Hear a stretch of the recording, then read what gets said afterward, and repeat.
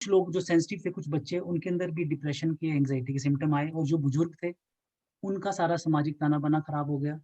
वो लोगों से बाहर शाम को मिलने पार्कों में नहीं जा सके, आपस में फिज़िकल प्रेज़ेंस में बात नहीं कर सके। उन लोगों में भी डिप्रेशन, एंग्जायटी, नींद संबंधी समस्याएँ काफ़ी देखी गई। और जिन लोगों को फिज़िकल बीमारियाँ थी, शुगर था, डायबिटीज़ था, उन लोगों का भी मानसिक स्वास्थ्य इस दौरान उनको कई किस्म की समस्याएँ आई। वो लोग जिनका फाइनेंशियल स्टेटस अच्छा नहीं था, या वो लोग जिनका सोशल सपोर्ट अच्छा नहीं था, वो लोग भी रिस्क पर रहे इस दौरान, उनको भी तरह-तरह की मानसिक समस्याएँ आई। तो दोस्तों, कोविड-19 ने काफ़ी लेवल पर, अच्छे लेवल पर मानसिक स्वास्थ्य को डैमेज किया।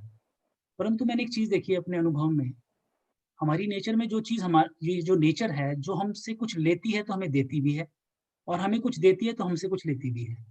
इस दौरान मैंने काफ़ी पॉज़िटिव चेंजेस भी देखे लोगों के अंदर। मैंने देखा लोगों के ज़िंदगी जीने का तरीका बदल गया। मेरे कुछ ऐसे दोस्त थे जो सुबह-शाम काम करते थे। उन्होंने शाम को काम करना बंद कर दिया और अपनी फैमिली के साथ वो टाइम बिताने लगे, तो उनको पता लगा, वो तो अपनी ज़िंदगी खराब कर रहे थे पिछले 10, 12, 15 सालों से। उनको पता लगा बच्चों से बात करने का मतलब क्या होता है, माँ-बाप के पास बैठने का मतलब क्या होता है। ये है असली ज़िंदगी, उनको पता लगा। हमने तो शाम को सूरज ही नहीं देखा। शाम को बादल कैसे रंग का दिखता है, हमने तो देखा ही नहीं कई सालों से। तो उन्होंने अपनी ज़िंदगी को नए मायने दिए।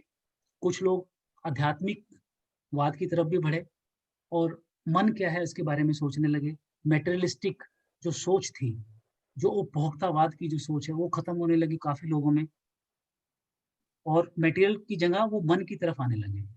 तो ये मैंने एक पॉज़िटिव चेंज देखा है समाज के अंदर, और मुझे लगता है काफ़ी समय तक ये जो चेंज है, हमारे समाज में शायद बरकरार रहे। अब बात करते हैं कि क्या करें? मानसिक स्वास्थ्य पर जो हमारे संकट आया है, अगर ये माइनर लेवल का है, छोटे-मोटे लेवल का है, तो हम कुछ चीज़ें कर कर अपने मानसिक स्वास्थ्य को स्ट्रॉन्ग रख सकते हैं उस दौरान।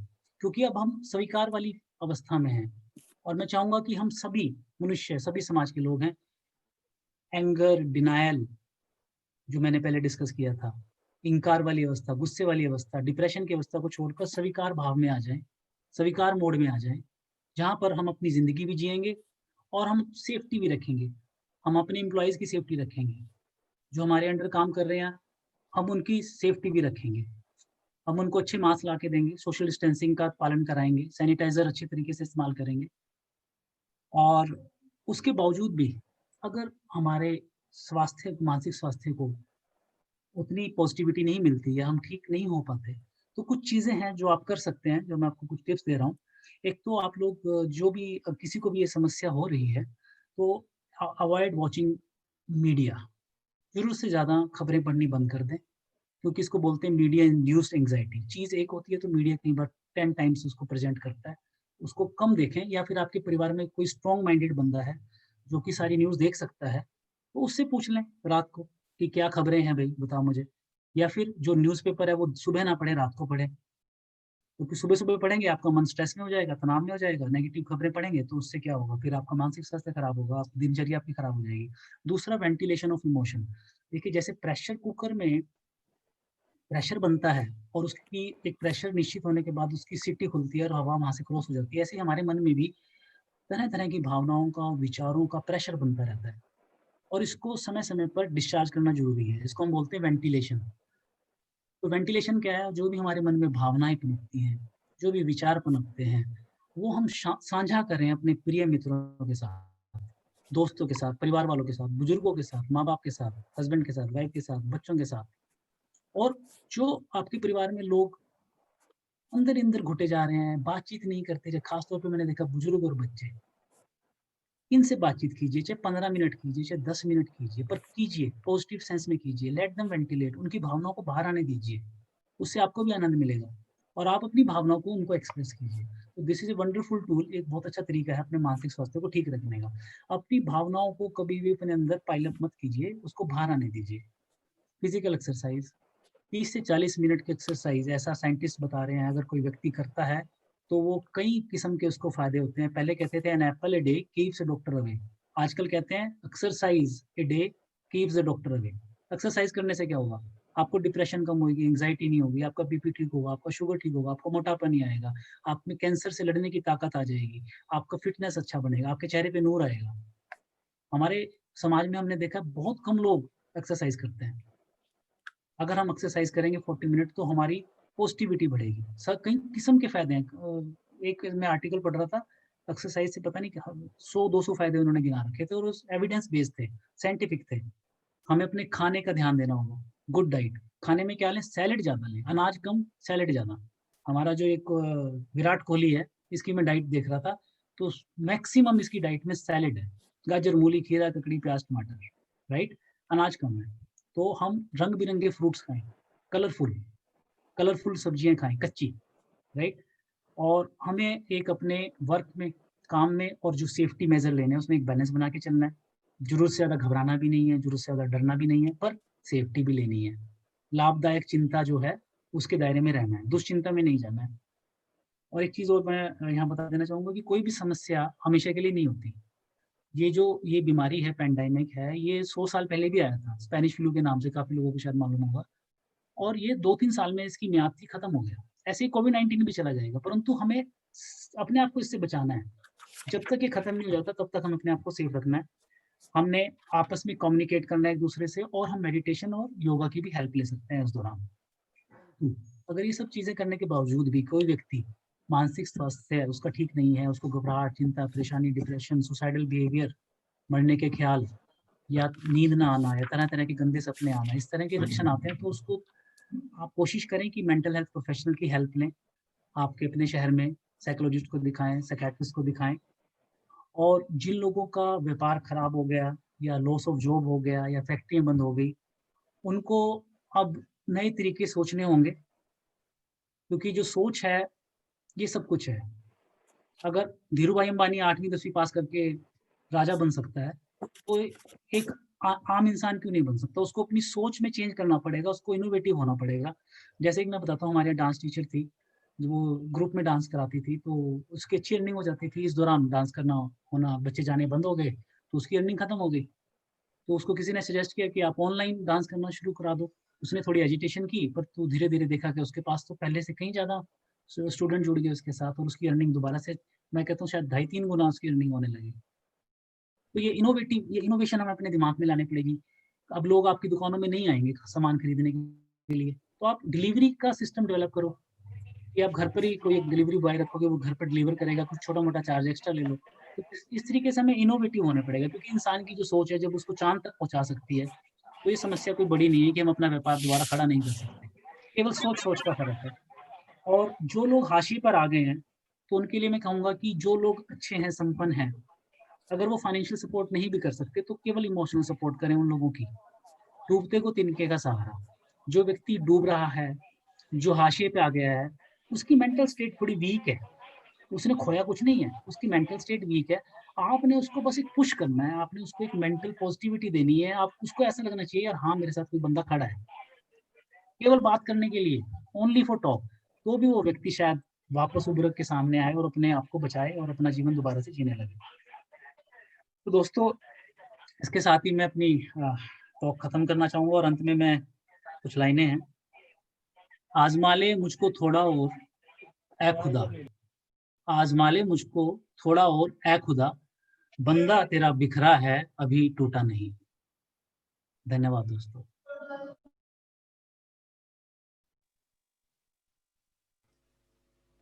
Thank you sir, thank you very much. बहुत बढ़िया, एक्सेलेंट।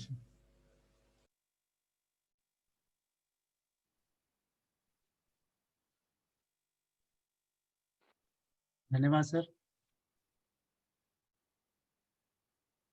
कोई क्वेरी है, कोई क्वेश्चन है तो मैं I can answer if you feel like.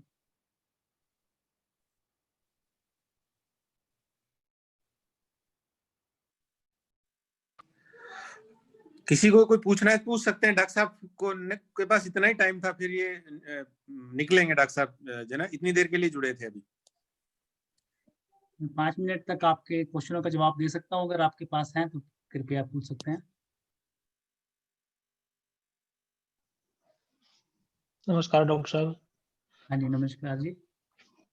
Doctor साहब, किसी भी अगर कोई अवसाद में आ गया है, उसको अवसाद से निकालने के लिए हाँ जी, सबसे पहले तो ये जरूरी है कि वो अच्छा लिसनर हो। हाँ जी, वेरी गुड, सही कह रहे हो आप।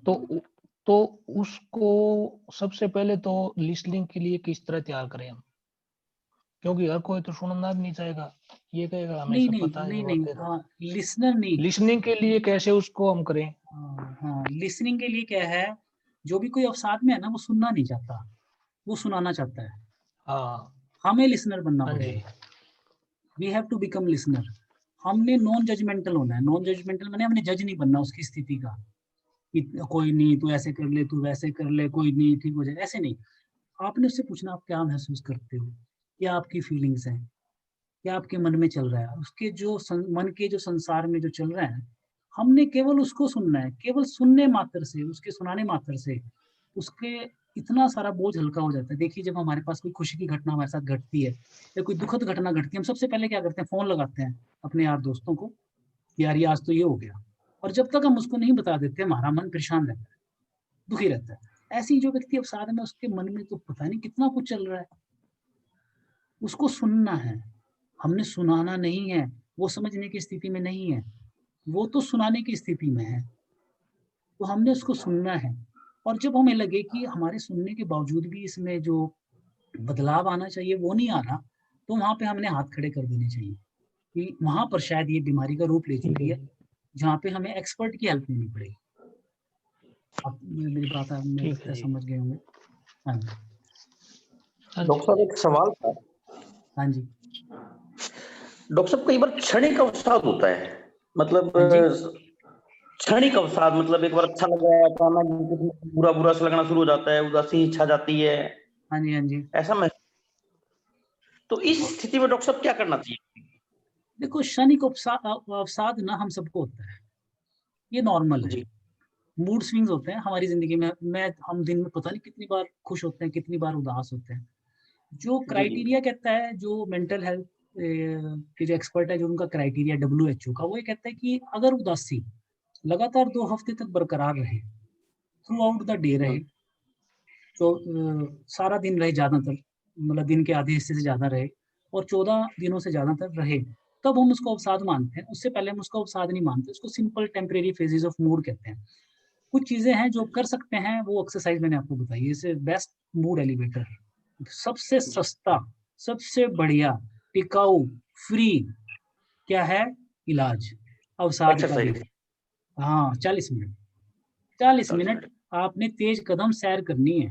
और आप अपने स्कूलों में भी समझाओ, टीचर्स को भी समझाओ। जिन स्कूलों में बच्चों को 40 मिनट दौड़ाया जाता है, उन बच्चों की परफॉर्मेंस और स्कूलों से बेटर होती है।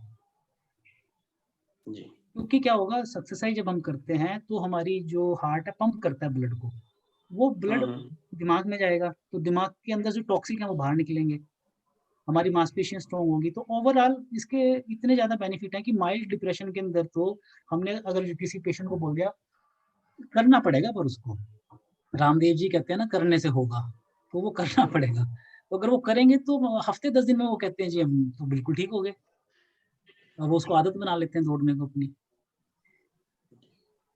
हाँ जी, धन्यवाद डॉक्टर साहब। Thank you sir.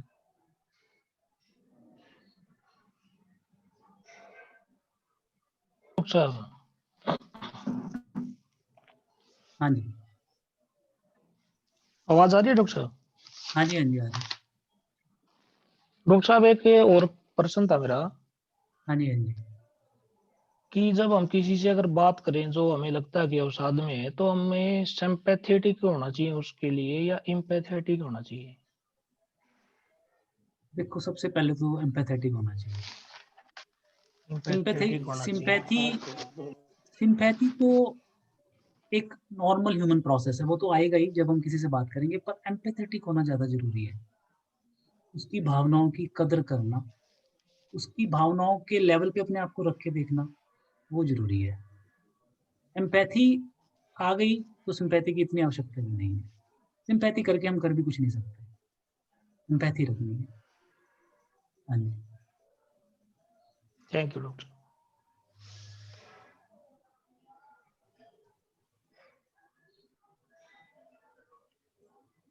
कोई सवाल है तो, नहीं तो फिर आई थिंक अमनजीत जी कोई सवाल। आगे की कार्रवाई। अमनजीत जी हैं आप? अमन जी अनम्यूट कीजिए।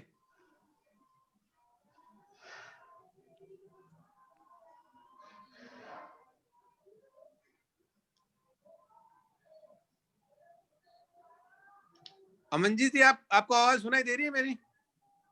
हाँ आ रही है जी आवाज। हाँ हाँ, आप आगे आगे कार्रवाई शुरू कीजिए। जी जी जी जी। डॉक्टर संजय परमार जी से निवेदन करना चाहूंगा मैं। डॉक्टर संजय परमार जी आगे का विषय लेंगे जी। थैंक यू अमरजीत जी। जी, सबसे पहले सभी को मेरा प्रणाम। सो जैसा कि विदित है, मुझे सबसे पहले तो मैं धन्यवाद करना चाहूँगा प्रोफेसर प्रताप सिंह मलिक जी का और उनकी टीम, अमरजीत जी, जिन्होंने मुझे इनवाइट किया इस ओकेजन पे और इतने रेलिवेंट थीम पे मुझे बोलने का मौका दिया। मैं इसके लिए आपका बहुत धन्यवाद करता हूँ। और सबसे पहले मैं जितने लोग यहाँ ऑनलाइन वेबिनार में जुड़े हैं हमारे, इसमें काउंसलिंग टॉपिक पे जो वेबिनार हम ऑर्गेनाइज कर रहे हैं, तो उन सभी को मेरा प्रणाम, नमस्कार। तो बात आती है कि जैसे मुझे कहा गया है कि जो भी आफ्टर कोविड-19, जो इस पेंडेमिक के बाद जो चेंज आया सोसाइटी में, जो जो प्रेशर इसने आम आदमी के उसमें, चाहे वो उसकी फैमिली लाइफ है, चाहे वो उसकी प्रोफेशनल लाइफ है, चाहे वो उसकी मेंटल जो उसका हेल्थ है, उसमें काफ़ी प्रॉब्लम क्रिएट हुई है। M I audible? हाँ जी डॉक्टर साहब। मेरी आवाज़ सुनाई दे रही है ना ठीक सर? Yes yes. हाँ, एक चीज और है सर, अगर बीच में मेरे वक्तव्य में या मेरे इसमें लेक्चर में या जो भी इंटरेक्शन मैं आपके साथ कर रहा हूँ, कोई कुछ चीजें मैं हो सकता है क्योंकि स्पॉन्टेनियसली बच्चे उन टर्म से फैमिलियर होते हैं, वाकिफ रहते हैं, तो कई बार आपको लगे कि कोई ऐसी शब्द, ऐसी लैंग्वेज, ऐसी भाषा मैं बोलता हूँ, तो अगर आपको नहीं क्लियर हो तो आप मुझे प्लीज जरूर बताएं, क्योंकि हम लोग उस समाज से आते हैं जहाँ पे सारी समस्याएं रहती हैं और हमारे बीच में कोई ना कोई एक ऐसा इंसान होता है जिसको ये समस्याएं होती है। तो कई बार रहता है कि अगर वो इंसान, अगर हम मीडिएटर बन जाएं और उसको सही रास्ता दिखाएं, तो ये बहुत बड़ी हेल्प होती है किसी चीज़ के, किसी भी इंसान के लिए। तो अगर उन टर्म्स के बारे में आप नहीं जानकार हैं तो आप मुझे कंफर्म कर लें, ताकि भविष्य में हो सकता है आप उनको अपनी लाइफ में आप इनकाउंटर करें तो आप उनको सही रास्ता दिखा पाएं। तो अब आती है पेंडेमिक कोविड-19 की बात, जिसमें हम ही नहीं, पूरा इंटायर यूनिवर्स इसकी चपेट में है। काफ़ी लोगों का स्टाइल, लोगों की दिनचर्या, लोगों का रहन सहन, लोगों का वर्किंग जो इन्वायरमेंट है, सब चेंज हो गया है, जिसको हम कहते हैं कि लाइफ में कई बार ऐसी चीज़ें आती हैं और ट्रिगर्स होते हैं बेसिकली लाइफ में। कभी कुछ होता है, चाहे वो फाइनेंशियल क्राइसिस है, चाहे वो मैरिटल डिसहार्मनी है, कॉन्फ्लिक्ट है, या कोई ट्रोमेटिक एक्सपीरियंस है, तो उसमें बेसिकली ये it's a kind of stress, जिसको हम स्ट्रेस कहते हैं। हर इंसान जब भी कभी, ऐसा कोई इंसान नहीं है इस दुनिया में। मैं सबसे पहले जब काउंसलिंग की क्लास शुरू करता हूँ तो मैं मेरे बच्चों से पूछता हूँ कि अगर बच्चों कोई ऐसा इंसान है आप लोगों में, या ऐसा कोई बच्चा बैठा है जिसके दिमाग में कभी भी अब तक के जीवन में उसको मरने का विचार नहीं आया हो, तो मेरी ख्याल से कोई भी, आज तक मुझे 8-10 साल से पढ़ा रहा हूँ, तो किसी बच्चे ने ऐसा नहीं कहा कि सर नहीं आया। और एक इक्का दुक्का बच्चा किसी ने कहा कि सर ऐसा कभी नहीं आया मेरे दिमाग में, तो हो सकता है वो मोमेंट आदमी की मेमोरी से स्लिप हो गया, या हम वहां पे अटेंशन पे नहीं कर पाए। तो एक टेस्टेड फैक्ट ये है कि इस दुनिया पे, इस धरती पे कोई इंसान ऐसा नहीं है। सो बेसिकली कोई अगर ऐसा विचार नहीं आया दिमाग में, इसका मतलब ये है कि इस दुनिया में स्ट्रेस से कोई भी अछूता नहीं है। मतलब it's a regular part, routine part of our life. हमारी लाइफ में सुबह से शाम तक, या जिंदगी में 6 महीने में, साल में, कहीं कभी ना कभी, किसी ना किसी फेज में हमें स्ट्रेस का सामना करना पड़ता है। अब बात आती है स्ट्रेस क्या होता है। बेसिकली स्ट्रेस एक ट्रिगर होता है। जैसे हम कोई भी हम गाड़ी खरीदते हैं, तो अगर उसमें ठीक से उसकी हम रूटीन केयर नहीं करते हैं तो उसमें कोई ना कोई दिक्कत आती है। और उस दिक्कत की वजह से हमारी माइलेज भी कॉम्प्रोमाइज होती है, और उस दिक्कत की वजह से उस गाड़ी में कोई दूसरी प्रॉब्लम आने के चांसेस बढ़ जाते हैं। तो स्ट्रेस उसी जैसा एक ट्रिगरिंग फैक्टर है जो किसी की लाइफ में आता है, और वो हमारी लाइफ को साइकोलॉजिकली और फिजिकली, मैं दो चीजें यूज कर रहा हूं, शारीरिक रूप से भी नुकसान करता है और मनोवैज्ञानिक रूप से भी नुकसान करता है। अब हम कहते हैं जैसे भाई कोई स्ट्रेस आया, जैसे कोई भी ट्रॉमेटिक एक्सपीरियंस आया, तो हो सकता है कि उसका फिजिकल क्या मैनिफेस्टेशन होता है, या फिजिकली उसमें क्या दिक्कत है, कुछ नहीं होता हमारे साथ फिजिकली, लेकिन बहुत ज्यादा कुछ ऐसे फैक्टर्स होते हैं जो नेचर तो उनकी मनोवैज्ञानिक होती है, लेकिन वो बहुत ज्यादा फिजिकल एलिमेंट क्रिएट करते हैं हमारे बॉडी में। उसका बहुत बड़ा एग्जांपल है, सारे फिजियोलॉजिस्ट और जितने भी फिजिशियन है, जो पेप्टिक अल्सर है एक, it's a medical condition, medical element, और ये होता है साइकोलॉजिकल फैक्टर से। मैं सभी पेप्टिक अल्सर की बात नहीं कर रहा, कुछ अल्सर्स होते हैं, कुछ अल्सर्स हो सकता है किसी को अपनी रूटीन जो हैबिट है, खाने की हैबिट है, फूड हैबिट है, उसकी वजह से होता है, लेकिन कुछ सर्टेन अल्सर्स ऐसे होते हैं जिसको हम टेम्पोरली आइडेंटिफाई कर सकते हैं। अब आप कहेंगे कि आप कैसे पता करेंगे कि कौन सा अल्सर कैसा है, तो उसमें हम क्या करते हैं, हम आइडेंटिफाई करते हैं कि कोई साइकोलॉजिकल फैक्टर आता है, तो उसके बाद एकदम से उस अल्सर का क्रिएशन मैनिफेस्टेशन होता है। जैसे ही वो स्ट्रेसर, जैसे ही वो प्रेशर हट जाता है, तो आदमी बिल्कुल ठीक हो जाता है, there is no ulcer at all, वो आदमी अपने रूटीन में काम करना शुरू करता है। सो इससे हमें इंडिकेशन मिलता है कि ये अल्सर है जो वो साइकोलॉजिकल है, फिजिकली इससे इसका कोई बेसिस नहीं है।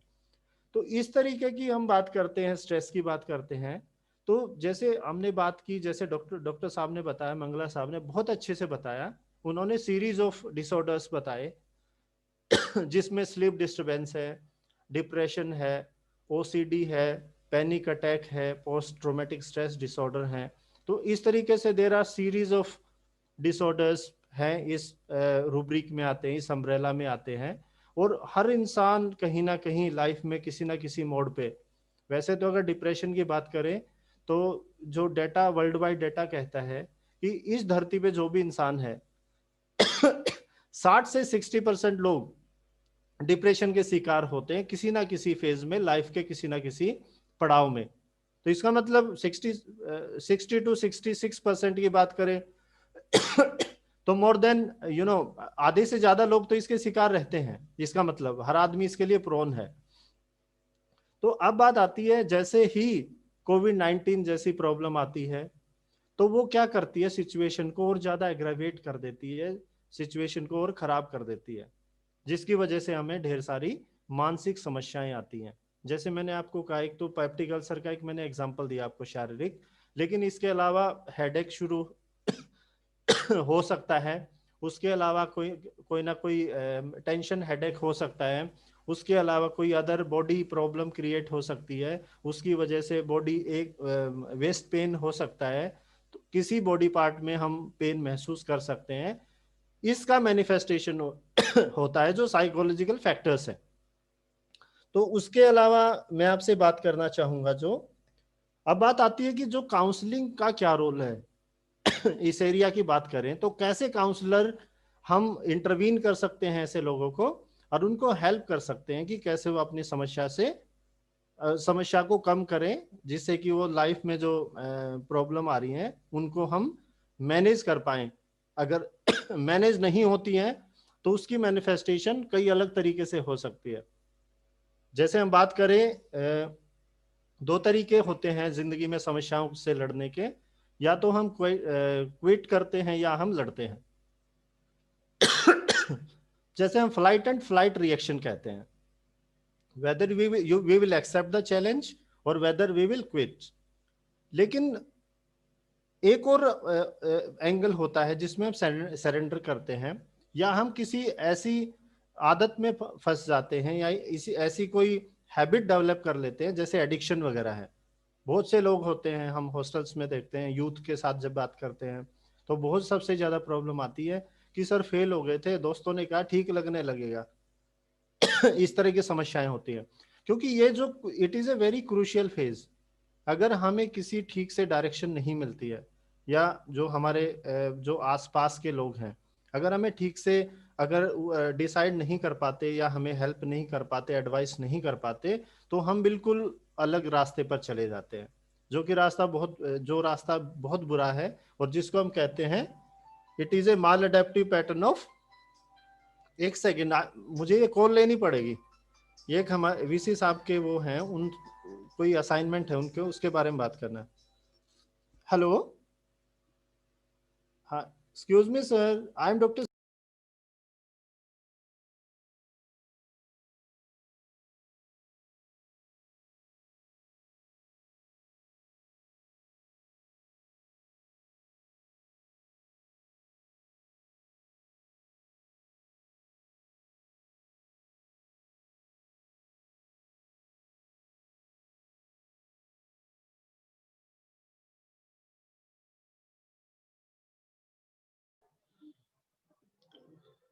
संजय जी अनम्यूट कर लीजिए।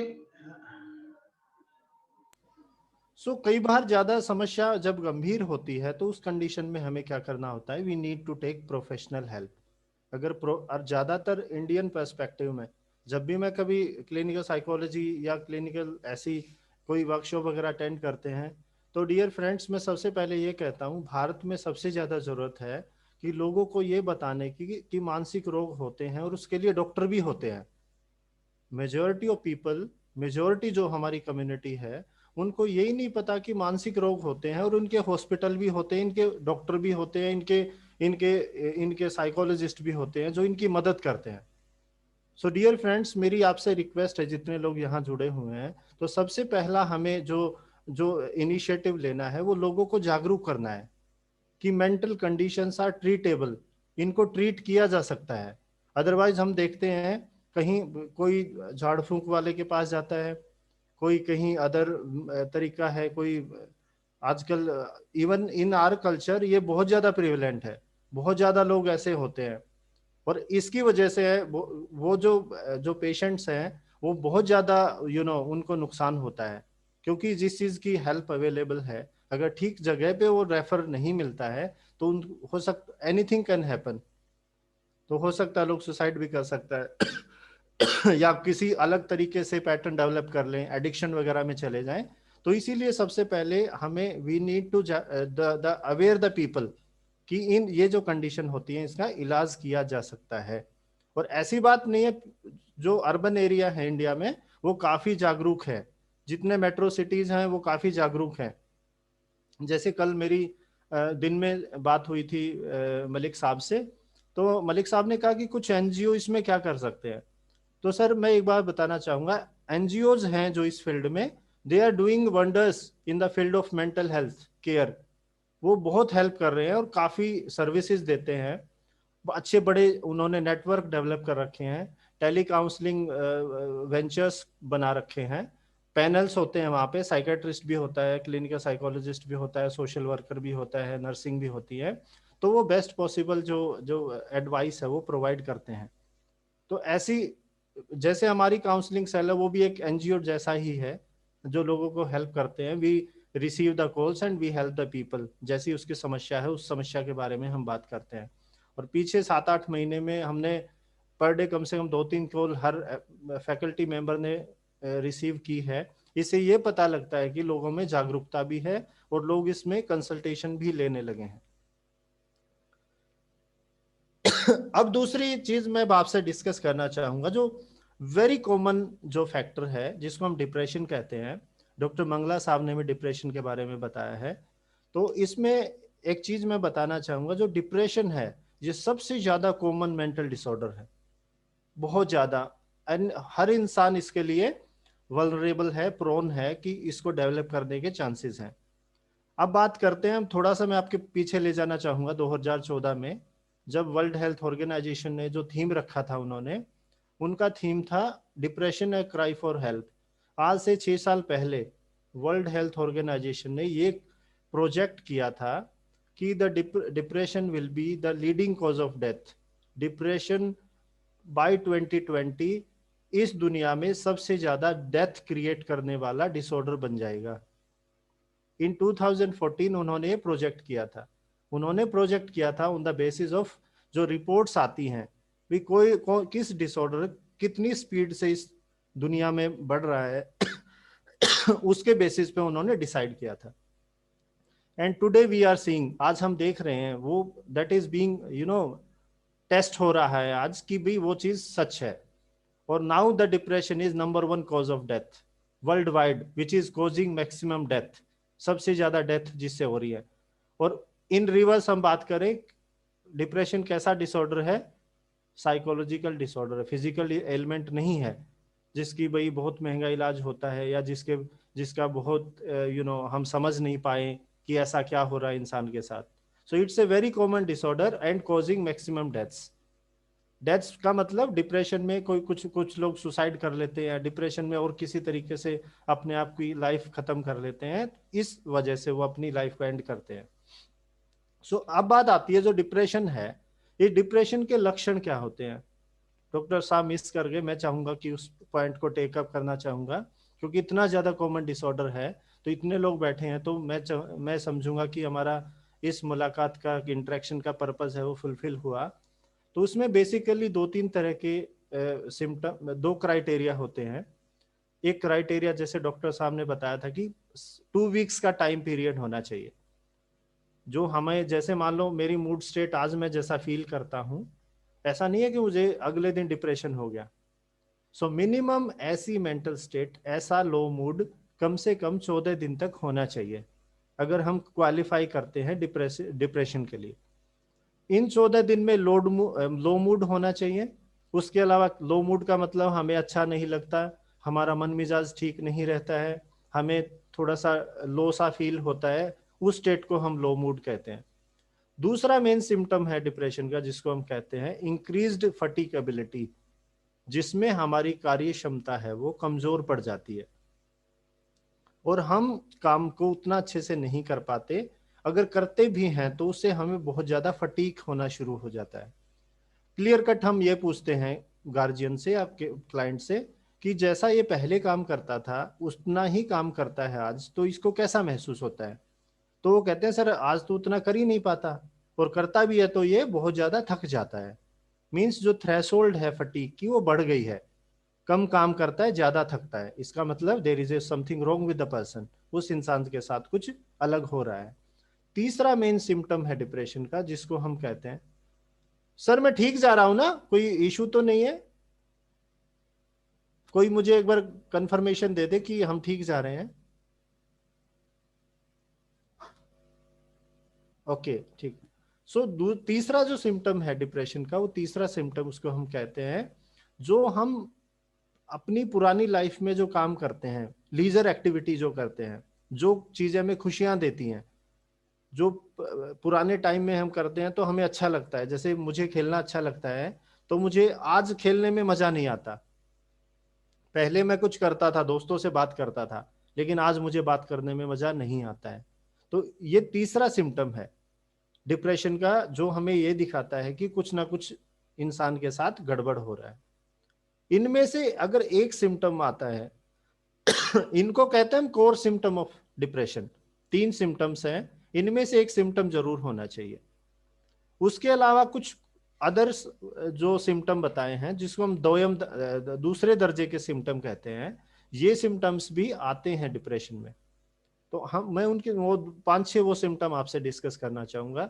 उसमें सबसे पहला सिम्टम है जिसमें हमारी जो अटेंशन और कंसंट्रेशन होती है, जब हम किसी चीज पे ध्यान देते हैं और ध्यान देके उसको कंप्लीट करते हैं, जैसे हमने चाय बनाने के लिए पानी रखा, दूध डाला, ओके, तो महिलाओं में ज्यादातर कंप्लेंट मिलती है, गार्जियन कहते हैं कि ये भूल जाते हैं, दूध निकल जाता है और पता नहीं क्या करने लगती है, इस तरह की चीजें हो जाती हैं, या बाहर कुछ करने गए थे वहीं कुछ चीज वहीं छोड़ आए आप, तो इस तरीके की अटेंशन एंड कंसंट्रेशन प्रॉब्लम आती है।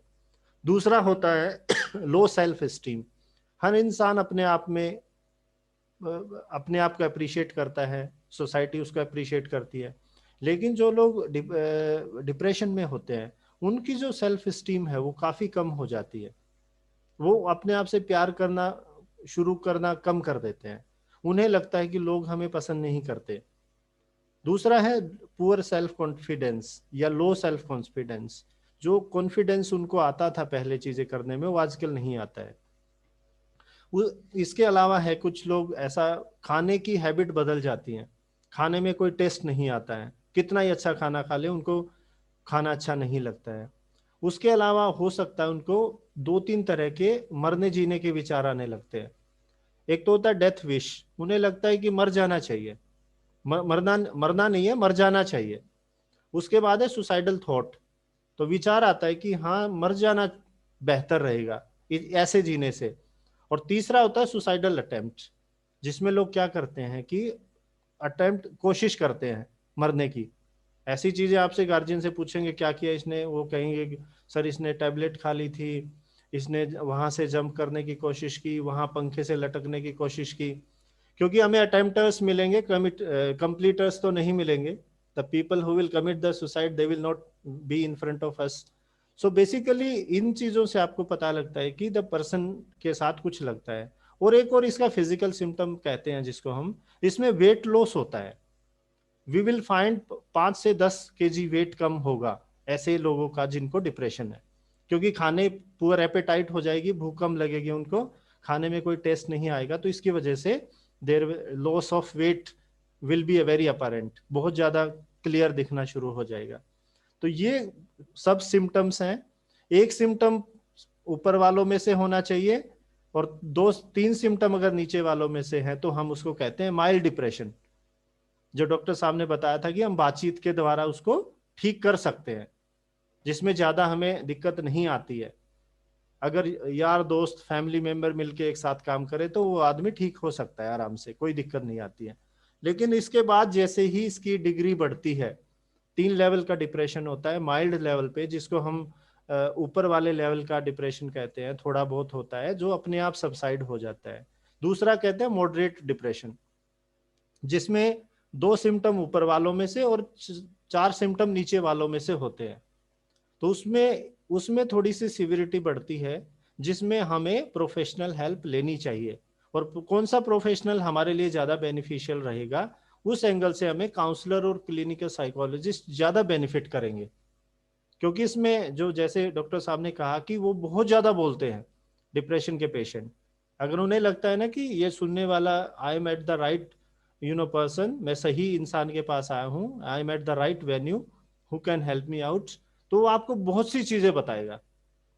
वेंटिलेशन वाली जो स्ट्रेटजी है, उसके बाद आप उसको थोड़ा सा गाइड कर सकते हैं कि how we can recover from this the bad phase of life. और वो टेक्निक जो मैं आगे भी डिस्कस करना चाहूंगा आपसे, करूंगा वो आपसे, तो इस तरीके से हम उसको हेल्प कर सकते हैं। तीसरे लेवल का जो डिप्रेशन होता है, जिसको हम डिग्री के लेवल पे सबसे ज्यादा सीवियर कहते हैं, उसको हम इवन नोमेनक्लेचर में भी उसको हम सीवियर डिप्रेशन, डिप्रेसिव एपिसोड बोलते हैं, जिसमें सुसाइडल आइडियाज होते हैं, डेथ विश होती हैं, सुसाइडल अटेम्प्ट में भी देयर, लो कंसंट्रेशन, इंक्रीज्ड फटिकेबिलिटी, बात करने की इच्छा नहीं होती, लो मूड रहता है पूरा दिन। तो उन केसेस में हम क्या करते हैं, हमें साइकेट्रिस्ट की हेल्प लेनी पड़ती है। मेडिकेशन कंप्लायंस होना चाहिए। दवा ठीक से जब लेना शुरू करता है पेशेंट, उसके बाद भी साइकोलॉजिस्ट हमारी हेल्प कर सकते हैं। तो इस सिविरिटी के हिसाब से अगर हम देखें, यस डॉक्टर साहब, हाँ जी, सॉरी मैं बीच में थोड़ा, कोई बात नहीं, नो डॉक्टर साहब प्रॉब्लम। थोड़ा समय का करना है जी। हाँ, जी बस जी, बस मैं एंड पे 1 ही हूँ। मिनट। हाँ बिल्कुल, मैं एंड पे ही हूँ, कंप्लीट कर दिया है मैंने डिप्रेशन वाला पोर्शन, क्योंकि ये बहुत ही कॉमन डिसऑर्डर है, तो इसलिए मैंने चाहा कि मैं इसको टच करूं और अच्छे से टच करूं। तो ये 3 तरह का डिप्रेशन होता है जो हमें लाइफ में देखने को मिलता है, आसपास के लोगों में मिलता है। तो हम अकॉर्डिंगली जैसे समस्या है उसके हिसाब से हम लोगों को एडवाइस कर सकते हैं और रेफर कर सकते हैं। उसके बाद कुछ चीजें हैं, जो थोड़ी बहुत चीजें हैं जो हमें करनी चाहिए लाइफ में, कि उनको कैसे हम कन्विंस करें या कैसे उनकी हेल्प करें। तो डियर फ्रेंड्स, मैं ये मानता हूं कि कुछ चीजें लाइफ में ऐसी होती हैं जो हर इंसान के लिए बेनिफिशियल होती हैं। जैसे सबसे पहले इसमें हम क्या करें, जो भी समस्या है उसके साइको एजुकेशन कहते हैं हम लोग, कि समस्या के बारे में जानकारी देना गार्जियन को। अगर आपने ठीक से जानकारी दे दी तो ये बड़ा बेनिफिट करती है पेशेंट को, क्लाइंट को। नहीं तो अगर आप देखेंगे जो लेमन एरिया होते हैं जहाँ पे ज्यादा जानकारी नहीं है, तो अगर वो काम नहीं करता है, जल्दी थक जाता है, तो घर वाले पता नहीं क्या क्या ब्लेम करते हैं, ये काम चोर है, ये काम नहीं करता है, काम से बचता फिरता है, लेकिन उन्हें पता ही नहीं होता कि इसको समस्या क्या है। जैसे तारे जमी पे हमने देखा था, घर वाले उसको भगा देते थे घर से, स्कूल वाले स्कूल से भगा देते हैं, तो कहाँ जाएगा बच्चा। तो इस तरीके से बिना जानकारी के भी परेशान होते हैं लोग। तो इसीलिए हमें सबसे पहले उस समस्या के बारे में साइको एजुकेट करना चाहिए गार्जियन को और पेशेंट को। दूसरा है रिस्पेक्ट द इंडिविजुअलिटी। हर इंसान को लाइफ में हमें इंडिविजुअलिटी को रिस्पेक्ट करना चाहिए। इंडिविजुअलिटी का मतलब मैं जैसा हूं मैं वैसा ही हूं, मुझे दूसरे जैसा नहीं बनना है। और कोई दूसरा है मेरे से एफिशिएंट है, मेरे से कैपेबल है, तो वो अपने जगह सही है। तो there should be no any comparison.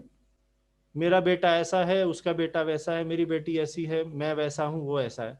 जिंदगी में अगर ये अप्रोच रहेगी तो there will be a problem. उसके बाद है सर फ्रेम ऑफ रेफरेंस। बहुत से लोग बातें करते हैं, हमेशा जो कॉन्फ्लिक्ट जहां से अराइज होता है, लोग अपना पक्ष तो देखते हैं लेकिन दूसरे का पक्ष कोई नहीं देखना चाहता। इसको हम साइकोलॉजी में कहते हैं सर फ्रेम ऑफ रेफरेंस। कि मैं अगर मैं यहां से खड़ा होकर किसी चीज को देखता हूं तो मुझे चीज अलग तरीके से दिखती है।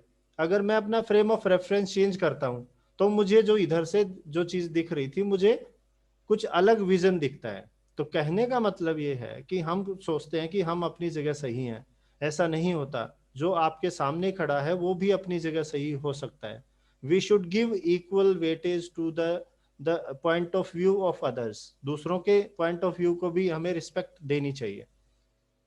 उसके बाद है कुछ बिहेवियर थेरेपी। जो हम ऐसी समस्याएं आती हैं, जो आदमी मान लो पैनिक अटैक है, डिप्रेशन है, लो मूड है, इमोशनल प्रॉब्लम है, तो उसमें हम कुछ है ना उनको बिहेवियर थेरेपी में हम क्या करते हैं, हम एक्टिविटी शेड्यूलिंग बनाते हैं उनकी, ताकि एक एक्टिविटी शेड्यूल बनाया जाए और उस एक्टिविटी शेड्यूल को वो फॉलो करे। और हम बाद में देखते हैं कि उनको ये फील आता है कि यस मैं तो ये कर पाया। Okay, it's a very rigorous training. यहाँ तो मैं आपसे डिटेल में नहीं बता पाऊंगा। सो इससे है ना एविडेंस मिलता है किसी भी क्लाइंट को कि यस यार ये तो हो सकता था, लेकिन मैं ऐसे नहीं देख पाया कभी भी। उसके अलावा एक जो तीसरा जो अप्रोच हम जो मेन अप्रोच हम साइकोलॉजी में यूज करते हैं, उसको हम कहते हैं कॉग्निटिव बिहेवियर थेरेपी। बेसिकली ये जो हमारी सोच होती है, हम कैसे सोचते हैं, उसमें क्लासिकल कोट है जो मैं आपसे शेयर करूंगा। We are not affected by the events. हम घटनाओं से प्रभावित नहीं होते हैं। We are affected by the interpretation of those happenings. हम उन घटनाओं की इंटरप्रिटेशन से अफेक्टेड होते हैं। हमारे पड़ोसी ने क्या, हमें पता नहीं है, कोई फर्क नहीं पड़ता। लेकिन when once you start interpreting the event, अपने पड़ोसी आपके पड़ोसी ने क्या किया, जब आप उसको अपने हिसाब से इंटरप्रेट करने लगते हैं तब प्रॉब्लम शुरू होती है।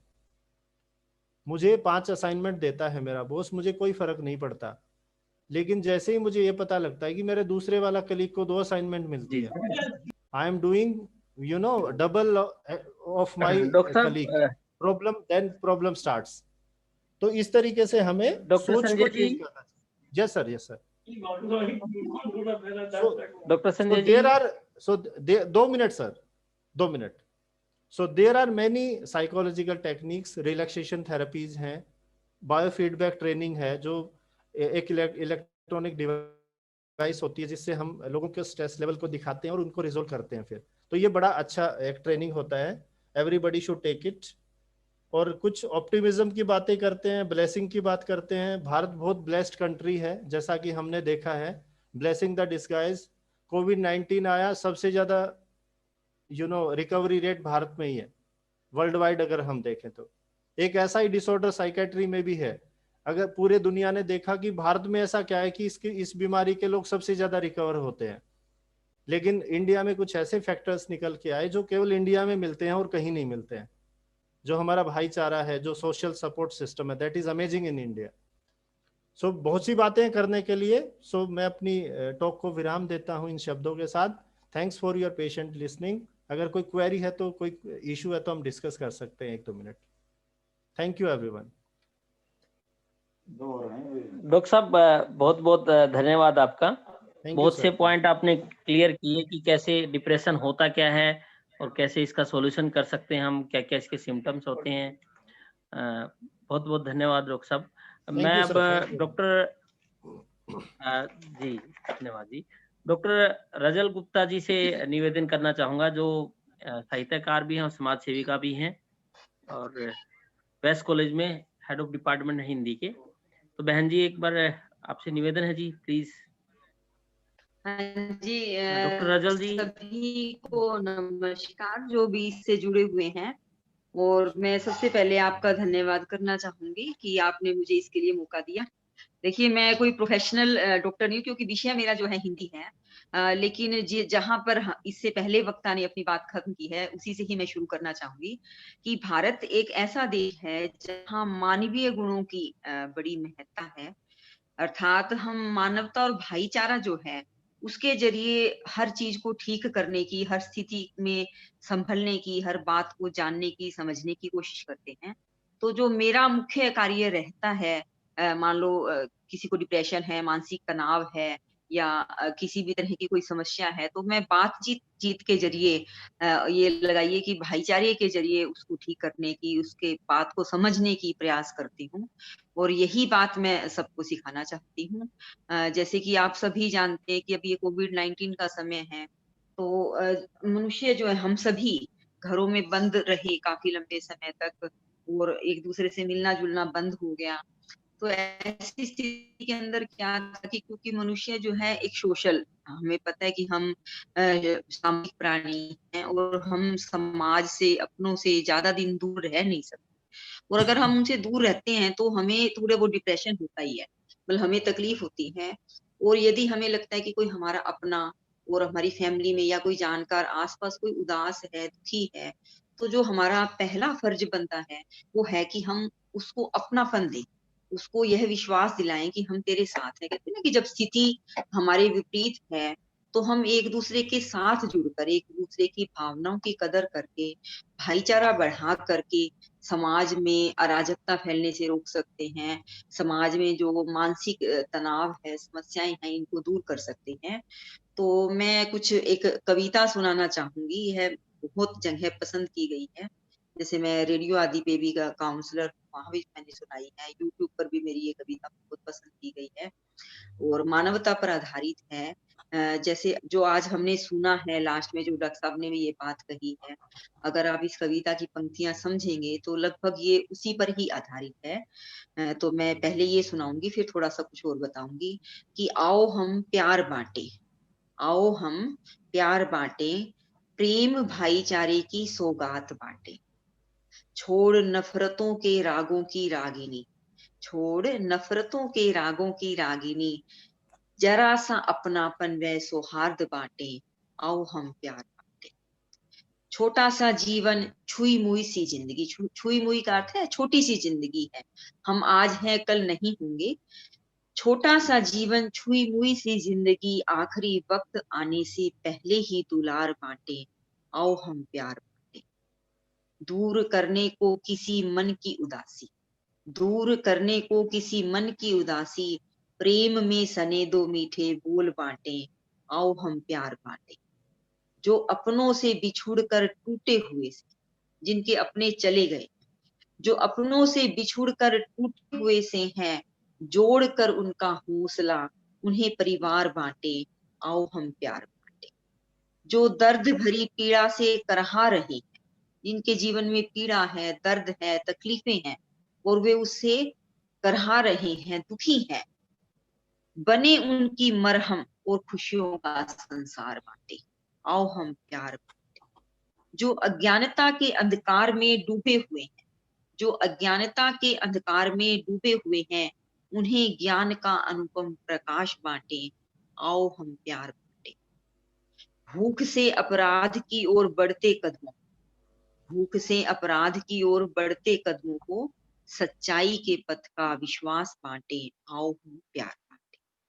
देखिए, मैंने मेरी कविता में ही ये सारी बातें जो हमने सुनी वो लिखी है कि अगर समाज में जब तक किसी चीज के बारे में पता ही नहीं है, वह उसका लाभ नहीं उठा सकते।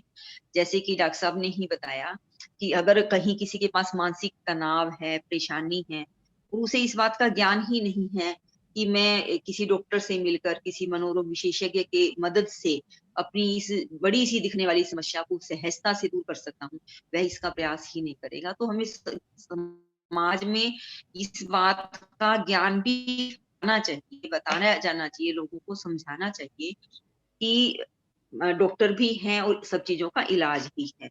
इसके अलावा हमने ये सुना कि जैसे कोविड-19 में अपराध बढ़ गए हैं।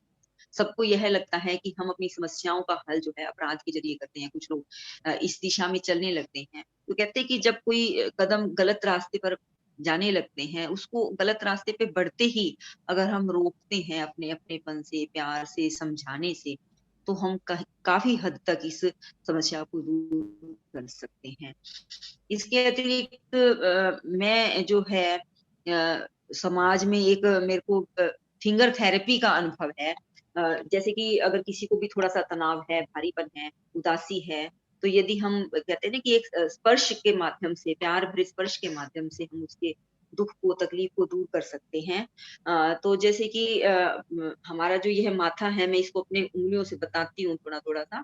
फिर कभी अगर किसी को मौका मिले तो मैं उसको सिखा भी सकती हूँ कि 1 या 2 ड्रॉप्स जो हैं किसी भी तेल के, जैसे सरसों का तेल है या बादाम का कोई भी तेल है, 1-2 ड्रॉप लेके और इस तरह से इस पूरे हथेली पर धीरे-धीरे हाथ फेरना है, ऐसे-ऐसे करके हल्का-हल्का दबाना है और इस तरह से जो है अगर आप किसी पर्सन को, किसी को तकलीफ है, मानसिक तनाव है, तो अगर आप उसको 5 से 10 मिनट ये मसाज कह सकते हैं, बिल्कुल सॉफ्ट हाथों से थेरेपी कह सकते हैं, इससे उसको काफ़ी रिलीफ मिलता है और कुछ दिन लगातार करने से उसको अपने अंदर से जो भारीपन लगता है, वह ठीक होता है।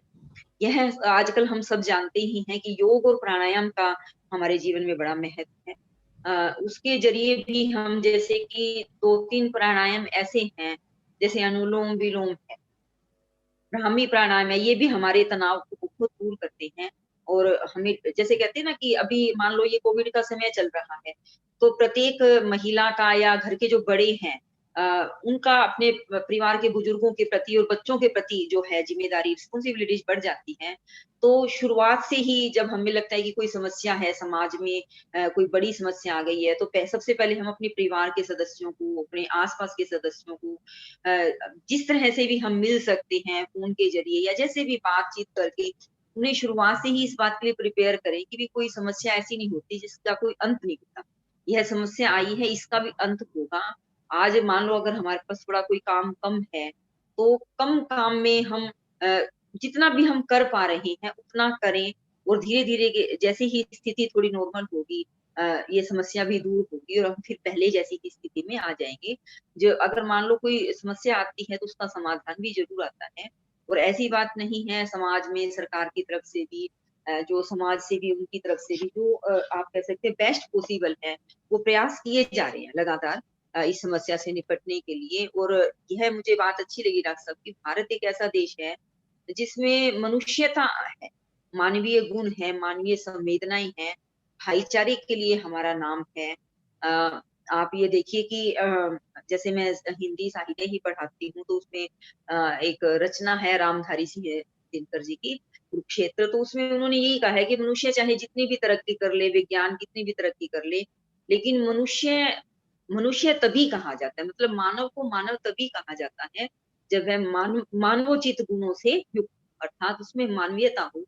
इसके अतिरिक्त अगर मनुष्य में मानवीयता नहीं है, तो वह एक चित्र लिखित प्राणी जैसा है। उन्होंने अपने साहित्य में, रचना में लिखा है ये बात।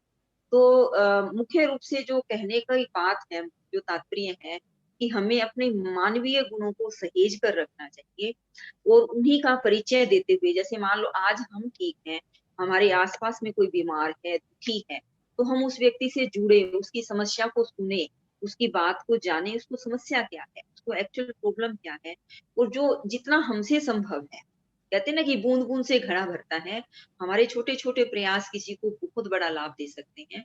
अगर उसकी छोटी-सी समस्या है, जो वह उसको बड़ा मान रहा है, जब हम उसे सुनते हैं और हमें लगता है कि हमारी थोड़ी-सी प्रयास से उसकी वह समस्या दूर हो सकती है, तो हमें उसके लिए प्रयास अवश्य करना चाहिए। इसी तरह की हम जैसे कि एक लेखक है, एक साहित्यकार है, ये कहा जाता है कि जो काम तलवार नहीं कर सकती, है ना, वो कलम कर सकती है। तो लेखनी के ज़रिए भी हम समाज में बहुत ज़्यादा जागरूकता फैला सकते हैं। जब कोविड-19 शुरू हुआ था, तो हमने एक कविता लिखी थी कि यह डरने का नहीं, डटने का समय है। शीर्षक से लिखी थी कि भई अब जो है डरने का समय नहीं है, हमें डटकर इसका सामना करना है, सूझ-बूझ के साथ सामना करना है। देखिए, जिसको थोड़ा-सा ज्ञान हो गया, समझ आ गई कि ये समस्या क्या है और इससे लड़ने के लिए हमें क्या करना है। जैसे कि हमें जो नियम बताए गए उनका पालन करना है। अगर हमें बहुत ज़रूरी है तो बाहर जाएँ, नहीं तो हम घर में रहते हैं। मैं लगभग 6 महीने से बच्चों के साथ है, फैमिली के साथ है, मैक्सिमम समय घर पर बिता रहे हैं और बहुत खुश हैं। शुरुआत से हमने एक प्लानिंग कर ली थी अपने आस-पास के एरिये में भी, घर में, परिवार में कि जो-जो हमारे को अच्छा लगता है, मान लो किसी बच्चे को पेंटिंग अच्छी लगती है, किसी को पढ़ना अच्छा लगता है, आजकल ऑनलाइन सुविधा है। तो उस तरह से हम कहते हैं ना कि तनाव शुरू होने लगा है या होने से पहले ही हम अपने आप को उस स्थिति के लिए प्रिपेयर कर लेते हैं, तैयार कर लेते हैं कि अब यह स्थिति है, थोड़े से समय में ठीक भी हो जाएगी और इस दौरान हमें अपने आप को हमारे मानसिक स्वास्थ्य को पूरी तरह से ठीक रखना है, खेलना-कूदना, कुछ फिजिकल गतिविधियाँ भी होनी चाहिए, कुछ आपस में एक-दूसरे के साथ बैठकर खुलकर हँसना भी चाहिए। इसीलिए शायद जो भारत की संयुक्त परिवार प्रणाली रही है, वह बहुत अच्छी रही है।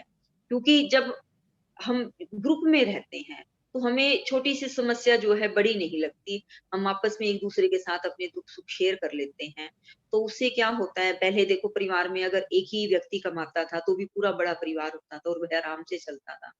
तो आज जैसे कि जो युवा बच्चे हैं, मैं कॉलेज में पढ़ाती हूँ, तो बच्चों के साथ जुड़ते हैं, मान लो 2-4 हालाँकि ऑनलाइन पढ़ रहे हैं बच्चे, लेकिन फिर भी कभी-कभार आते हैं, मिलते हैं, तो हम उन्हें क्या बताते हैं कि मैम पता नहीं जॉब मिलेगी या नहीं मिलेगी, क्या होगा? तो सबको एक ही बात समझाई जाती है कि बेटे ये समय है, 4-6 महीने का समय है, आराम से निकल जाएगा, इतने आप कुछ नया सीखते रहो, कुछ प्रयास करते रहो। जैसी स्थिति सामान्य होगी, पहले की तरह सबको रोज़गार भी मिल सकता है। सभी कोई ना कोई काम भी कर सकते हैं। जैसे हमें शुरू में जब हमारा सबका एक सामूहिक सत्र चला था, तो उसमें कुछ लोगों के प्रयासों को बताया गया था और मैं खुद इस बात से सहमत हूँ। छोटे-छोटे न जाने कितने काम हैं, जैसे कि हमारे छोटे शहरों में बहुत सी परिवार या महिलाएँ, बुजुर्ग, कुछ लोग ऐसे हैं जो घर से बाहर जाकर कुछ काम नहीं कर सकते, लेकिन 4 पैसे खर्च कर सकते हैं।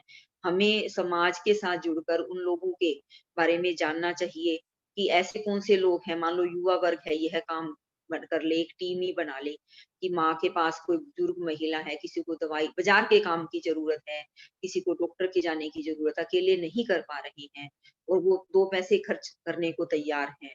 तो इस तरह से क्या है, उनके पास युवक जो है, उनके पास थोड़ी-सी आमदनी हो जाती है और जिसे मदद की ज़रूरत है, उसे मदद मिल जाती है। इसी तरह से हम हम अपने बहन जी मोहल्ले में देखते हैं मैं कि माफ़ी चाहूँगा परिवार बीच में तो बस मैं 2 मिनट में ही वाइंड अप करूँगी सर, कि जी, मैं जी, मेन जो समय की बात मर्यादा बताना है चाह बहन। रही हूँ, वो यह बताना चाह रही हूँ कि जो मनुष्यता है और जो हमारी मानवीयता की भावना है, वह हमें बरकरार रखनी चाहिए। कहते हैं ना कि जो मनुष्य जितना कर सकता है, अगर वह उतना भी करता है, तो सबके छोटे-छोटे प्रयासों से हम समाज में अद्भुत परिवर्तन ला सकते हैं। यह कोविड-19 का समय हमारी मनुष्यता की परीक्षा का समय है, मेरा जो मानना है। और इस समय हम इस परीक्षा में खरे उतरें, यह ही हमारा फर्ज बनता है। धन्यवाद। नमस्कार। जी। धन्यवाद रजनी, बहुत-बहुत धन्यवाद आपका बहन जी। तो आपने जैसे बहुत अच्छे विषय बताए कि हमें मानवता का जगा के रखना चाहिए और मानवता हमारे अंदर रहनी चाहिए, ये सबसे ज़रूरी स्थितियों में। तो मैं श्रीमान प्रताप जी से निवेदन करना चाहूँगा, आगे का विषय प्रताप जी लें, हमारा मार्गदर्शन करें कि इस जो काउंसलिंग का आयाम है, इसमें हमें आगे क्या-क्या करना चाहिए और कैसे कर सकते हैं? श्रीमान प्रताप जी। धन्यवाद अमन जी। सबसे पहले मैं अपने आज के इस कार्यक्रम में जो बहुत ही विशेषज्ञ लोग उपस्थित हुए हैं, डॉक्टर दिव्य मंगला जी, डॉक्टर संजय परमार जी, डॉक्टर रजल गुप्ता जी, जो इस प्रकार के विद्वान हैं, विशेषज्ञ हैं कि एक-एक घंटा भी इस विषय पर हमारा मार्गदर्शन कर सकते हैं और हमें बहुत कुछ सीखने को मिल सकता है, परंतु समय अभाव है। केवल 1 घंटे का ही समय हमने आज की इस कार्यशाला के लिए तय किया था। तो इन सब तीनों के वक्तृत्व में से एक बात हम सबके समझ में आई है, और वो ये है कि ये जो काउंसलिंग है, ये सेवा का एक बहुत बड़ा माध्यम है। हम सब राष्ट्रीय स्वयंसेवक संघ के कार्यकर्ता हैं, और जब ये कोरोना का कालखंड शुरू हुआ, जब ये लॉकडाउन का समय प्रारंभ हुआ, तो पूरे देश भर के अंदर संघ के स्वयंसेवकों ने जैसी जिस समय की जरूरत थी उस हिसाब से सेवा के काम किए। पूरे देश भर के अंदर लगभग 4 लाख स्वयंसेवकों ने भोजन के पैकेट वितरण करने से लेकर, मास्क बांटने से लेकर, सैनिटाइजर वितरण करने तक का, तैयार भोजन जरूरतमंद लोगों को उपलब्ध कराने तक का, इस प्रकार के सारे सेवा के कार्य किए। अपने संघ संगठन को ऐसा लगा कि अब लॉकडाउन समाप्त हो गया है, परंतु कुछ सेवा के काम ऐसे हैं जो हमें अब करने के लिए आवश्यक है। और जैसा अपने आज के विशेषज्ञों ने भी बताया कि ये सेवा एक इस प्रकार की है कि हमें दिखाई नहीं देता कि कौन-कौन लोग जो हैं इस प्रकार की मानसिक समस्या से ग्रस्त हैं। भोजन का तो हमें दिखाई दे रहा था कि किन-किन लोगों को भोजन की आवश्यकता है। मास्क का तो हमें दिखाई दे रहा था कि कहाँ-कहाँ मास्क बाँटने की ज़रूरत है। सैनिटाइज़र का हमें पता चल रहा था कहाँ-कहाँ सैनिटाइज़र बाँटने की आवश्यकता है। परंतु ये एक ऐसा विषय है, एक ऐसा सेवा का बड़ा आयाम है कि जहाँ एक बड़ा चैलेंज हमारे सामने ये है कि हमें स्पष्ट रूप से दिखाई नहीं देता कि कहाँ-कहाँ इस प्रकार की आवश्यकता है। परंतु आज के इस सारी बातचीत में से अपने को ये तो स्पष्ट हुआ है कि एक बहुत बड़ा वर्ग समाज का ऐसा है जिसको इस समय इस सेवा की ज़रूरत है, जिसको हमने कहा काउंसलिंग, जिसको हमने कहा समुपदेशन। तो ये एक काम है जो हम सब कार्यकर्ताओं को मिलकर करना है। कुछ कार्यकर्ता आज इस कार्यशाला में मौजूद हैं, कुछ मौजूद नहीं है, परंतु अपनी इस टोली में शामिल होने वाले हैं। ऐसे सब कार्यकर्ताओं को मिलकर और आज की इस जो ज्ञान चर्चा हुई है उसमें से कुछ जिसे कहते हैं एक्शन आइटम्स, कुछ करने के बिंदु जो है वो अपने को तय करने चाहिए, तभी कार्यशाला का लाभ है। अगर हमने कार्यशाला सुन ली प्रवचन की तरह, जैसे किसी विशेष किसी आध्यात्मिक महापुरुष का प्रवचन होता है और प्रवचन सुनने के बाद बात खत्म हो गई, तो उसका कोई लाभ नहीं है। आज का जो हमारा ये कार्यशाला का सत्र है, ये आने वाले सेवा के कामों का हमारा एक प्रारंभ होना चाहिए। उसमें से क्या-क्या काम है कर सकते हैं आज के इस वक्तृत्व के आधार पर, तो ऐसे कुछ कामों को मैं आपके सामने रखता हूँ। तो आप लोगों से आग्रह यही है कि अमन जी के नेतृत्व में हम एक ठीक प्रकार से टीमों का निर्माण करते हुए अपने हिसार जिले में इस काम को आगे बढ़ाएं। एक काम तो जो ध्यान में आया वो है जो साइको एजुकेशन की, जिसकी चर्चा संजय जी ने भी करी कि बहुत सारे लोगों को ग्रुप काउंसलिंग की आवश्यकता है, बहुत सारे लोगों को सामूहिक रूप से काउंसलिंग की आवश्यकता है। तो जैसा हमारा ये आज कार्यशाला हुई है, तो हम कोई 15 दिन में एक बार, पाक्षिक, महीने में 2 बार, हम ऐसा कोई एक वेबिनार की सीरीज प्रारंभ कर सकते हैं। और वो वेबिनार की सीरीज जो है वो अलग-अलग ऑडियंस को भी टारगेट करके हो सकती है। मान लीजिए कभी हमने सोचा कि स्कूल में पढ़ने वाले जो बच्चे हैं उनके पेरेंट्स की हम काउंसलिंग का सेशन करेंगे। कभी हम केवल स्कूल में पढ़ने वाले विद्यार्थियों का ही डायरेक्ट काउंसलिंग का सेशन कर सकते हैं। कभी कॉलेज यूनिवर्सिटी में पढ़ने वाले बच्चों का काउंसलिंग का इस प्रकार का एक वेबिनार कर सकते हैं। कभी हम केवल महिलाओं का इस प्रकार का कोई वेबिनार का कार्यक्रम रख सकते हैं। तो ऐसे अलग-अलग प्रकार का जो ऑडियंस वर्ग है, उनके लिए अलग-अलग प्रकार के विषयों का, जो कि सारे के सारे काउंसलिंग के ही एक तरह से उप विषय हैं, उनका हम एक वेबिनार सीरीज जो है वो अपने सब कार्यकर्ताओं के सामूहिक प्रयास से शुरू कर सकते हैं। उसमें विषय जैसे आज विषय आए हैं, आज बहुत सारे विषय एक साथ आ गए हैं। मुझे लगता है कि जितने विषय आए हैं वो अपने आप में एक-एक वेबिनार का विषय है। तो इस प्रकार की वेबिनार सीरीज के माध्यम से हम एक बहुत बड़ी संख्या में अभिभावकों को, बच्चों को, महिलाओं को उससे लाभान्वित कर सकते हैं, क्योंकि ये जो इन सब बातों की जानकारी ही अपने आप में इन सब समस्याओं का इलाज है। अगर किसी को इन सब बातों की जानकारी ही हो जाती है, तो अपने आप वो इन सब का ट्रीटमेंट कर लेता है। तो एक बात तो ये है। दूसरा, अपने जिले में हम एक हेल्पलाइन का निर्माण कर सकते हैं। एक उस हेल्पलाइन के माध्यम से अपने जिले की कोई एक ऐसी टोली बनाकर, जैसा अभी उल्लेख भी किया गया, जिसमें कोई डॉक्टर हो सकते हैं, कोई मनोवैज्ञानिक हो सकते हैं, कोई महिला विशेषज्ञ हो सकती है, कोई योग के प्राणायाम के जानकार हो सकते हैं।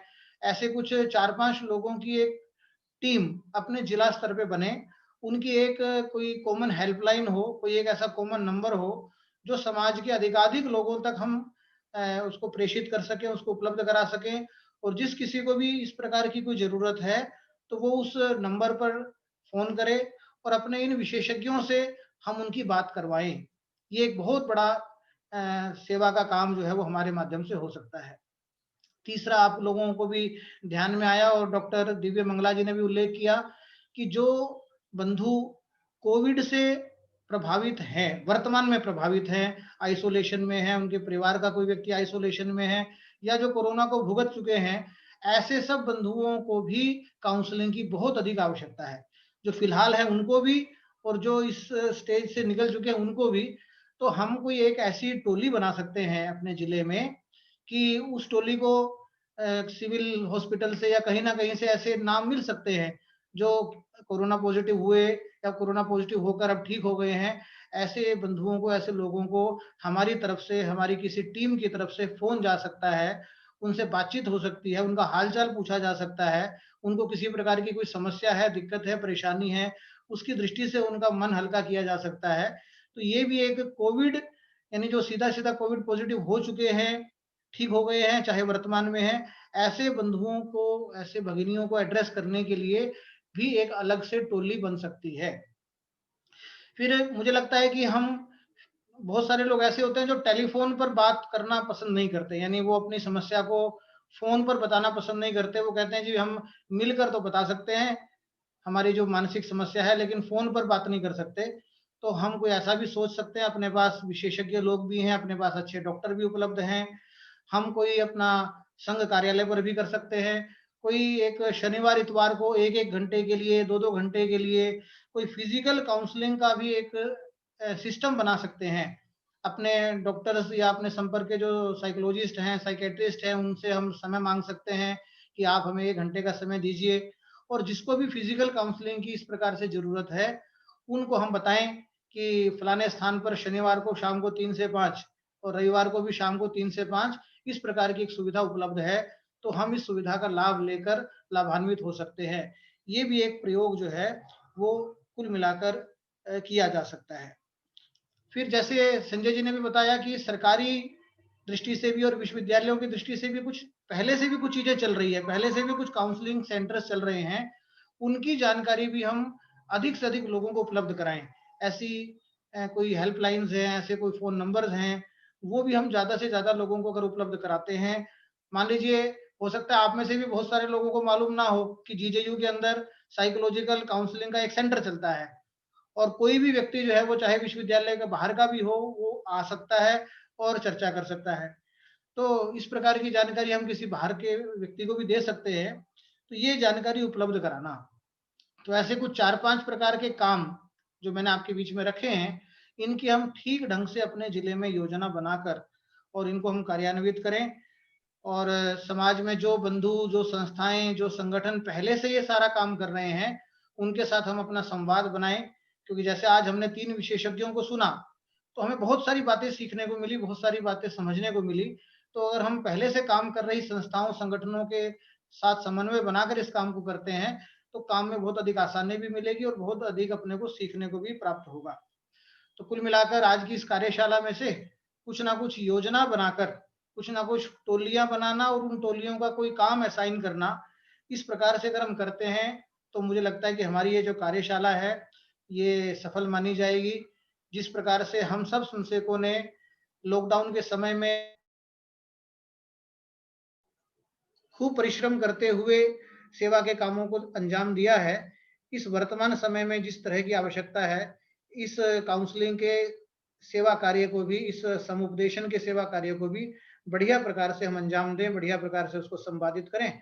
तो आज के इस सत्र में इतना ही निवेदन करके मैं अपनी बात को समाप्त कर रहा हूँ।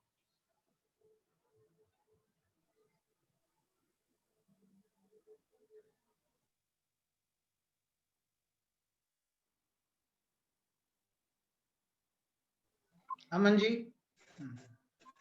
जी भाई साहब, बहुत बहुत धन्यवाद मार्गदर्शन करने के लिए। और हमें कार्य कर सकते हैं और पूरी कार्य योजना का एक खाका तैयार कर दिया कि हम इसमें काउंसलिंग आयाम में क्या कार्य कर सकते हैं। भाई साहब, हम कोशिश करेंगे कि ऐसा ही कुछ करने की। धन्यवाद आपका कि आपने मार्गदर्शन किया और एक पूरा खाका तैयार करवा दिया कि हम कैसे काउंसलिंग आयाम को आगे बढ़ा सकते हैं। तो डॉक्टर नमस्कार जी। नवीन जी जी, तो किसी का कोई क्वेश्चन हो तो पहले क्वेश्चन ले लेते हैं जी। शिव कुमार जी बोलना चाह रहे थे जी कुछ। शिव कुमार, आदमपुर खंडकारेवा।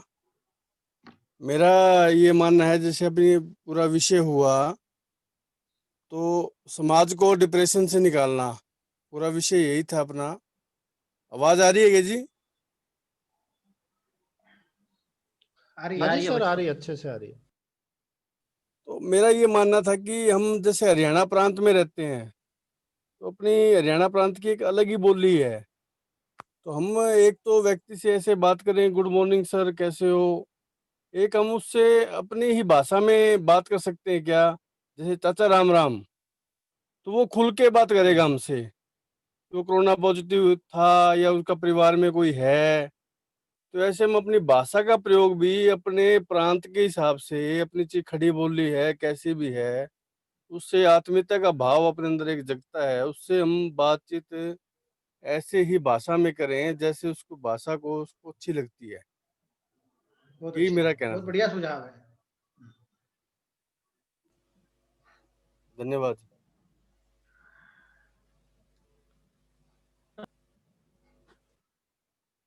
तो और किसी का कोई प्रश्न हो जी, कोई क्वेश्चन हो, पूछना हो?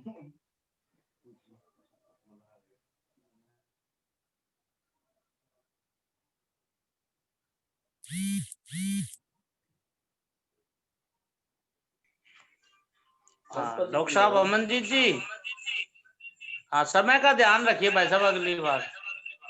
हाँ। तो बहुत बहुत धन्यवाद जी सभी का।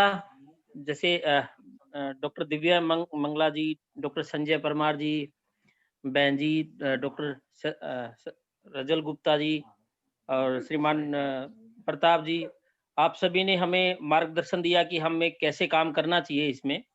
और डॉक्टर नवीन जी, जैसे और जो टोली के सदस्य जुड़े हुए हैं, मैं जैसे देखा राजपाल जी जुड़े हुए हैं, डॉक्टर समीर जी जुड़े हुए हैं, तो सभी का बहुत बहुत धन्यवाद जी। डॉक्टर नवीन जी, नहीं, डॉक्टर बस नवीन जी, आप कल्याण मंत्र करवाइए अमनजीत जी। जी जी जी भाई, कमर सीधी करके बैठेंगे जी। आधी पंक्ति के बाद फिर सारे सामूहिक करेंगे। सर्वे भवन्तु सुखिनः, सर्वे भवन्तु सुखिनः, सर्वे भद्राणि पश्यन्तु मा कश्चित् भवेत्। शांति शांति शांति। शांति। नमस्कार जी सब। नमस्कार जी सभी को। नमस्कार जी सुनील नमस्कार जी सभी को। शुभ रात्रि। शुभ रात्रि जी। नमस्कार जी डॉक्टर साहब जी, आपका बहुत बहुत धन्यवाद। शुभ रात्रि जी। शुभ रात्रि। नमस्ते। नमस्कार सभी को। नमस्कार। नमस्कार जी डॉक्टर साहब, कैसे हो जी? आपने तो कई बार बैठे हो। अजीत जी, आपने तो कई बार दूध और चाय पी लिया आपने तो। हाँ सर, और समय का ध्यान नहीं रखा ना जी, अब क्या करें, खाना छोड़ दिया हमने तो। मैं क्या करें, अमनजीत जी ने बताओ, समय का ध्यान नहीं रखा। मैं रोटी और छोटी बैठा हूँ, खाई को नहीं। चलो बढ़िया है, अब करो भोजन। हाँ सही बात है। ठीक है। शुभ रात्रि। नमस्कार। ठीक है, शुभ रात्रि। डॉक्टर साहब, कई तो दूसरे ग्राम बैठे हैं, उन्हें बड़न कौन दे कोई इकट्ठे बैठ के मीटिंग।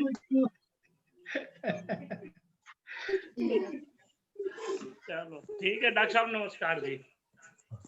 जाओ भैया अपना और